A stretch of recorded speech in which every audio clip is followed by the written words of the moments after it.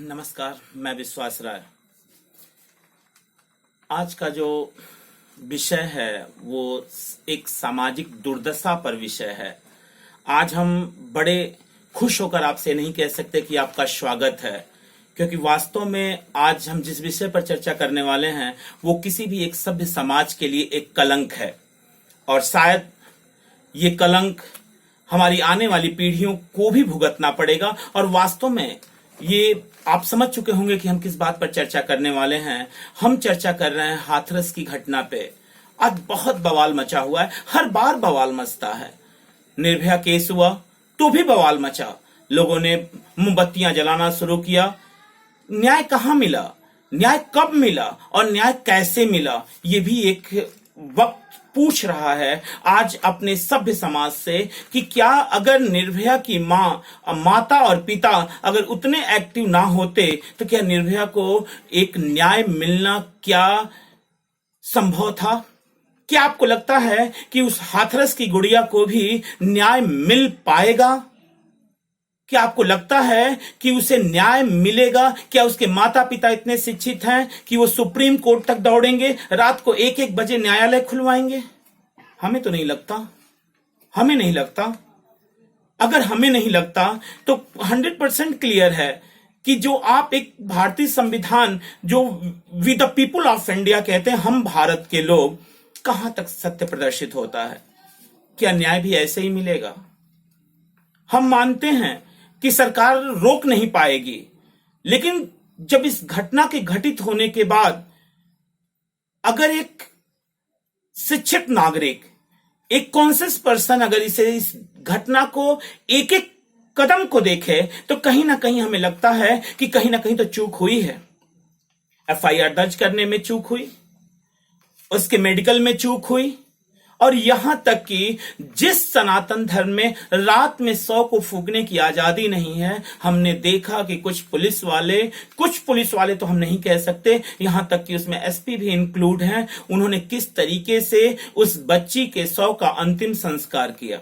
देखकर रुआं खड़ा हो जाता है कि क्या हम अपने आप को विश्व गुरु बनाना चाहते हैं? हमने कहा हम 21वीं सदी में जा रहे हैं, हम विश्व गुरु बनेंगे, हम योग सिखाएंगे पूरे विश्व को, हम पूरे विश्व को धन्वंतरी और चरक की तरह हम पूरे विश्व में अपने परचम लहराएंगे। मेडिकल साइंस में भाड़ में गया ऐसा परचम जिसमें हमें जन्म देने वाली मां और हमें जन्म देने वाली एक बच्ची, जिसे कहा जाता है कि ईश्वर वहीं वास करते हैं जहां पर स्त्रियों की पूजा होती है, वहां पर हाल अगर ऐसे हो रहा हो तो मुझे विश्वगुरु नहीं बनना है। बड़ा अजीब लगता है देख के कि ऐसे कैसे क्या पुलिस वालों को यह हुक्म ना मिला होगा? क्या अपने दम पे खुद स्वयं निर्णय ले लिया कि रात में जला देना? उसकी माता को आपने देखा होगा कि उस बच्ची की मां रो रो के कह रही थी कि हल्दी नहीं लगाने दी। हमारी संस्कृति है, हमारी सनातन की एक परंपरा है। वो कोई आतंकवादी नहीं थी, वो तो पीड़िता थी। आप आतंकवादी के साथ ऐसा कुछ करते तो कोई प्रश्नवाचक चिन्ह नहीं था, लेकिन वो तो भारत की नागरिक थी, पीड़ित थी, उसका क्या दोष था? मेरी समझ से तो परे है। शायद अगर हम इस तरीके से विचार करें, आज वर्तमान समय में तो एक और बड़ी इंगित वाले प्रश्न है, एक क्वेश्चन मार्क है कि प्रश्न नहीं पूछा जा सकता। सोशल साइट पे आप प्रश्न पूछ के तो देखो, एक वर्ग ऐसा है कि जैसे आपको काटने के लिए दौड़ पड़ता है, और एक वर्ग ऐसा है कि जो जाति और धर्म के आधार पर आपको सपोर्ट करना चालू कर देता है, लेकिन सत्य की परख कोई नहीं करता। क्या सरकार से प्रश्न पूछना क्या अपराध है? क्या लोकतंत्र के विपरीत क्या एनएसए की कार्रवाई हो जाएगी? राष्ट्रद्रोही आप कहे जाएंगे? ऐसा क्यों? प्रश्न क्यों नहीं पूछ सकते हम? भारतीय संविधान हमें प्रश्न पूछने की इजाजत देता, लोकतंत्र है। यहां राजा सेवकों से प्रश्न नहीं पूछ सकता, सेवक राजा बना हुआ है और राजा निष्कलंक, यानी राजा तो ऐसा हो चुका है कि प्रश्न पूछ ही नहीं सकता। और भारतीय संविधान की पहली लाइन यहीं से चालू होती है, we the people of India, हम भारत के लोग। ऐसे लोगों का मतलब ही क्या है? ऐसे लोगों का मतलब ही क्या है? हम नहीं समझ पा रहे। निर्भया केस हुआ, समझ में आया, हैदराबाद केस हुआ, वहां पर भी समझ में आया कि वहां पे ऑन द स्पॉट, मैं नहीं कह रहा कि सारे डिसीजन ऑन द स्पॉट होने चाहिए, लेकिन कुछ डिसीजन ऐसे होने चाहिए जिसमें ट्रांसपेरेंट हो, जिसमें लगे कि सरकार भी इसमें बहुत व्याकुल है, एक संवेदनशील है। मैं एक शब्द इस्तेमाल करूंगा, संवेदनशीलता। कहां गई संवेदनशीलता? मैं किसी के ऊपर उंगली नहीं उठा रहा। अभी देखिएगा, चील, कौवे, बाज झपटना चालू कर देंगे एक राजनीतिक परिदृश्य के दृश्य, उस मासूम के दर्दों को भूल जाएंगे।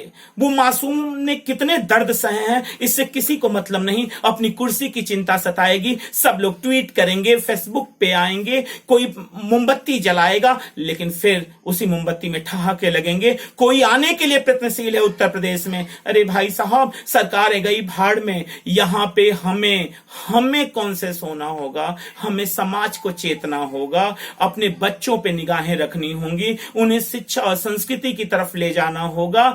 यकीन माने गलती हमारी है, हम सरकार से प्रश्न नहीं पूछते। सरकार आजाद है और सरकार को जवाब तो देना ही होगा कि रात को 11 बजे एक मासूम बच्ची का, जो कि आतंकवादी नहीं है, भारत की नागरिक है, पीड़ित है, इस तरीके से लाश जला दी जाती है कि अगल बगल देखा जा रहा है कि जो भी उसे मिला है गंदगी तक से ढक दिया गया है, लकड़ी से लेके और बोरिया बिस्तर तक, जैसे लग रहा है कि कोई कूड़ा जलाया जा रहा है। क्या यही संवेदनशीलता है?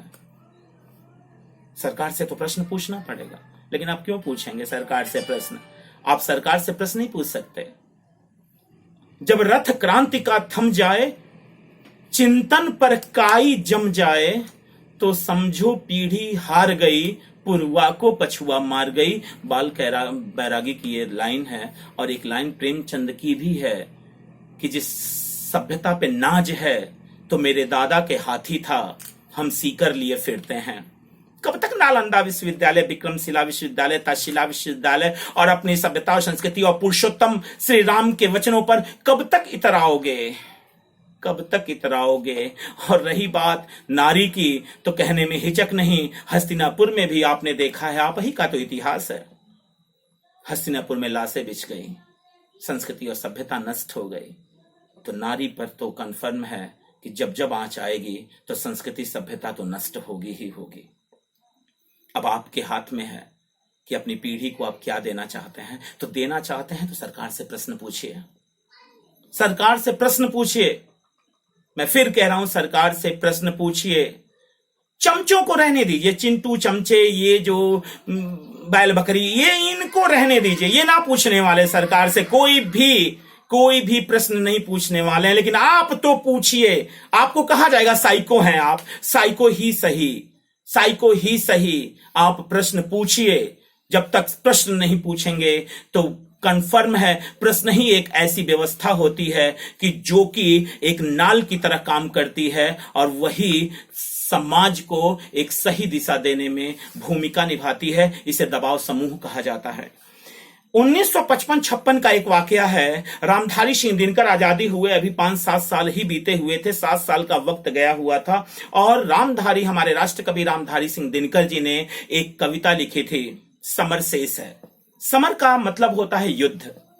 उन्होंने कहा था कि अंग्रेजी साम्राज्य से आप लड़ चुके हो, अंग्रेजी साम्राज्य से लड़ने के बाद भी अभी युद्ध समाप्त नहीं हुआ है, अभी समर शेष है। उसी का अंश मैं आपको सुनाने वाला हूं।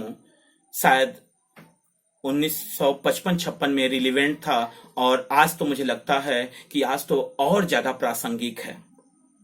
तो आइए देखते हैं रामधारी सिंह दिनकर जी की समर शेष है। ढीली करो धनुष की डोरी, तरकर का कस खोलो, किसने कहा युद्ध की बेला चली गई, शांति से बोलो। किसने कहा और मत बेदो, हृदय गति वह केसर से, भरो भुवन का अंग कुमकुम से, कुसुम से केसर से। कुमकुम लेपूं किसे, सुनाऊं किसको कोमल गान, तड़प रहा आंखों के आगे भूखा हिंदुस्तान। फूलों के रंगीन लहर पर ओ उतरने वाले, ओ रेशमी नगर के वासी, ओ छवि के मत वाले। सकल देश में हालाहल है, दिल्ली में हाला है, दिल्ली में रोशनी, शेष भारत में अंधियाला है। मखमल के पर्दों के बाहर, फूलों के उस पार, ज्यों का त्यों है खड़ा आज भी मरघट का सा संसार। वह संसार जहां तक पहुंची अब तक नहीं किरण है, जहां क्षितिज है शून्य अभी तक अंबर तिमिर वरण है। देख जहां का दृश्य आज भी अंतः स्थल हिलता है, माँ को लज्जा वशन और शिष्य को न क्षीर मिलता है। पूज रहा है जहां चकित हो जन जन देख आकाश, 7 वर्ष हो गए राह में अटका कहां स्वराज। अटका कहां स्वराज बोल दिल्ली, तू क्या कहती है। तू रानी बन गई वेदना जनता क्यों सहती है। सबके भाग्य दबा रखे हैं किसने अपने कर में, उतरी थी जो विभा हुई बंदनी बता किस घर में। समर शेष है यह प्रकाश बंदीगिरी से छूटेगा, और नहीं तो तुझ पर पापिन महाब्रज टूटेगा।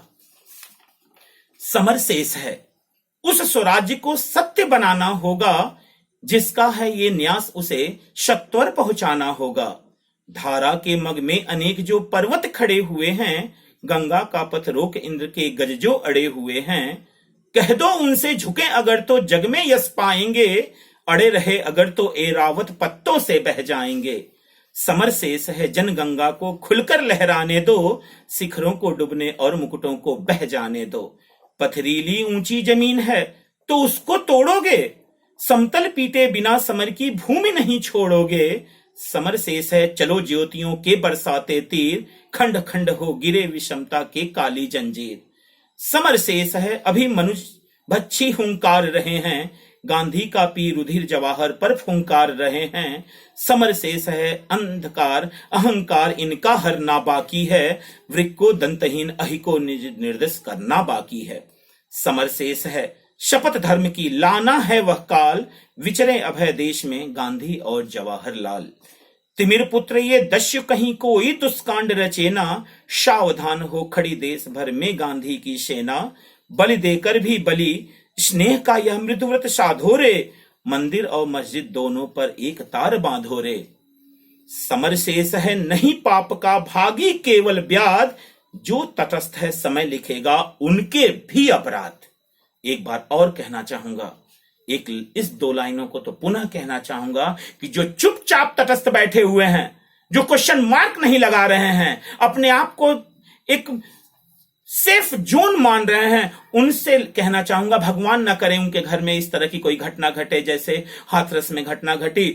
उस परिवार से जाके पूछें तो वो 2 लाइनें समर शेष की जो अंतिम लाइनें हैं हमारे महाकवि राष्ट्र कवि रामधारी सिंह दिनकर जी की, कि समर शेष है नहीं पाप का भागी केवल व्याध, जो तटस्थ है समय लिखेगा उनके भी अपराध।